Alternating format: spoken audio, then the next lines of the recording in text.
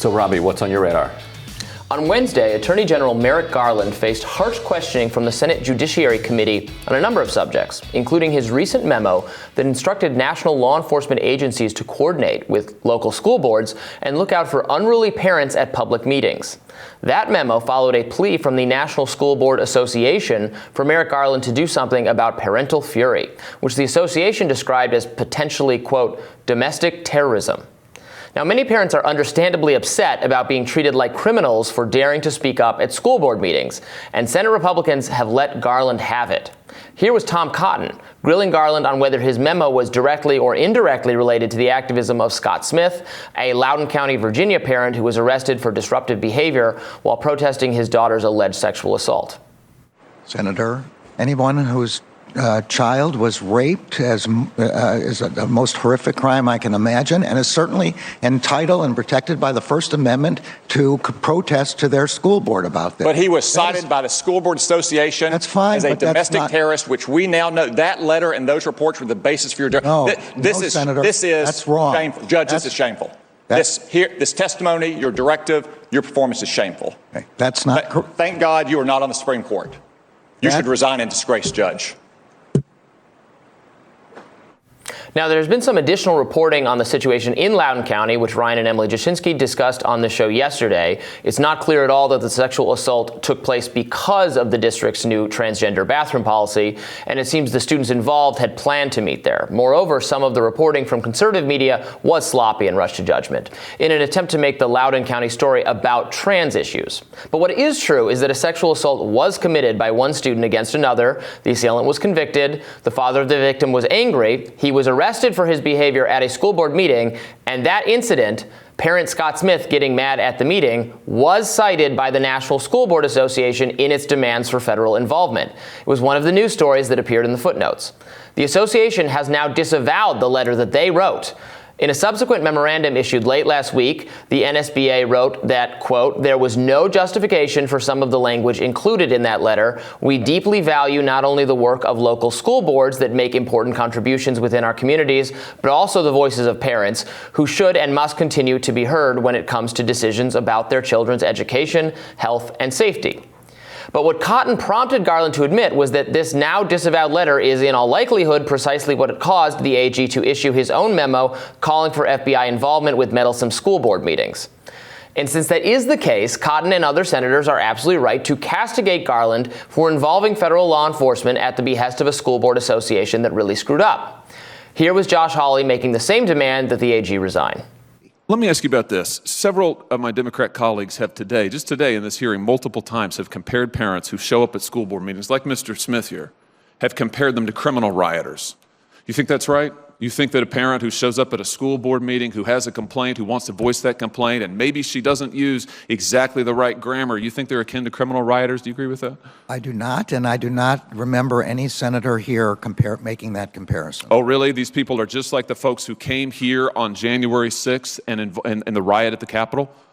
I don't think they were referring to the picture that you're showing there. Well, I certainly would hope not, but they were referring to parents who go to school board meetings. Mr. Smith is a parent who went to a school board meeting. I'll leave it at this, General Garland. You have weaponized the FBI and the Department of Justice. Your U.S. attorneys are now collecting and cataloging all the ways that they might prosecute parents like Mr. Smith because they want to be involved in their children's education and they want to have a say in their elected officials. It's wrong. It is unprecedented, to my knowledge, in the history of this country, and I call on you to resign.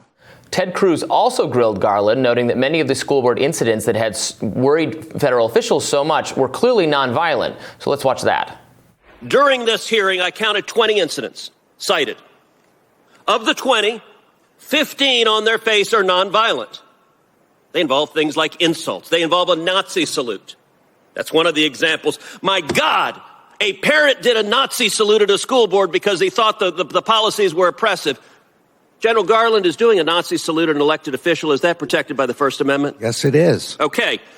Now, Cruz was defending a parent's First Amendment right to make a gesture, insinuating that the school board members were being like Nazis. He was obviously not defending Nazism or defending Nazi salutes, yet here's how one mainstream journalist reported the exchange. That's Aaron Rupar, formerly of Media Matters and Vox, now writing independently on Substack. It's a great example of a liberal journalist applying wrong and utterly bad faith spin. Rupar is in good company, of course. No higher a mainstream liberal authority than former President Barack Obama has indirectly weighed in on these issues, accusing Glenn Youngkin, the Republican candidate for governor of Virginia, of wasting time, quote, on these phony, trumped-up culture wars, this fake outrage that right-wing media peddles to juice their ratings. Does right-wing media peddle fake outrage? Undoubtedly, all the time. So does the mainstream media, progressive media, social media, of course. But let's set that aside for a moment. The issue of unaccountable public school systems hiding what's really going on from parents and then begging the feds for help when they finally face some scrutiny, that's real. Parents have good reason to be outraged, especially after putting up with a year of the complete farce of virtual learning when many schools weren't bothering to educate their kids at all. It was a disaster. And the only upside was that many parents got to see, for perhaps the first time, what was really happening in the classroom. And they don't like it. So, I think it's just so wrong, the kind of framing that many in the media have taken about this, like, oh, it's so weird that parents could possibly be really upset and a little unruly about what's been going on. And I don't agree with all of the concerns that parents have shared, but the education system failed your average parent in a massive, massive, massive way during the pandemic. One of the most disappointing performances of any kind of thing that any function our government does. And they're as citizens, they're speaking up about that. And it's the other side is acting like that's crazy, that they're mad. And what's frustrating about this is that the FBI typically, when presented with threats, when presented with, I'll give an example. So back when I was at the Huffington Post, we had a journalist who was going through a couple weeks of intense attacks among a whole bunch of people. One particular person who had a history of stalking in other situations was kind of relentlessly coming at her and was making pretty direct threats. And so we actually took, it takes a lot for us to take this stuff seriously because there's so much vitriol out there. So I called the FBI. I'm like, here's what we've got. And they're like that's close to something we would be interested in, but not quite there.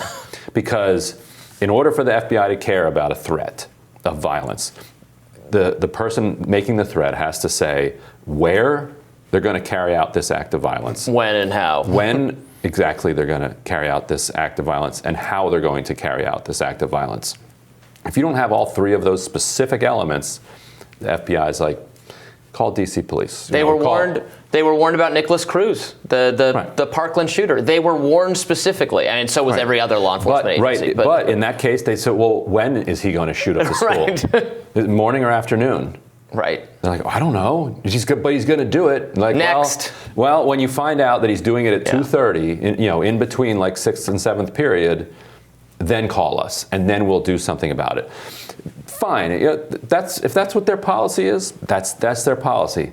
I think that if it gets really close to hitting those three elements, it might be. And the person has a serious background. The person did end up committing violence, not against this particular reporter, thankfully, and did end up going to prison. So this was not an idle threat. But that's the FBI's policy. Now all of a sudden they're just blanket interested in every parent who's like cussing and talking about QAnon. When a public official is scrutinized, that's what seems. These are the citizens being hostile toward public employees, government employees. Then the FBI is going to bend over backwards to make sure they never get any of their feelings hurt. And if one of those citizens makes a threat, makes a very specific threat, they should absolutely be investigated for that. A public official should not have to face significant threats to their life just for how they vote on a mask mandate. You can disagree with them, you don't like them, you vote them out, but they shouldn't face threats to their life around it, or they shouldn't face violence in a meeting or whatever. But to have a different standard for them than they have for all of the others raises all sorts of questions about what they're doing here. Yeah, no, absolutely. Stick with us. We'll have more Rising after this.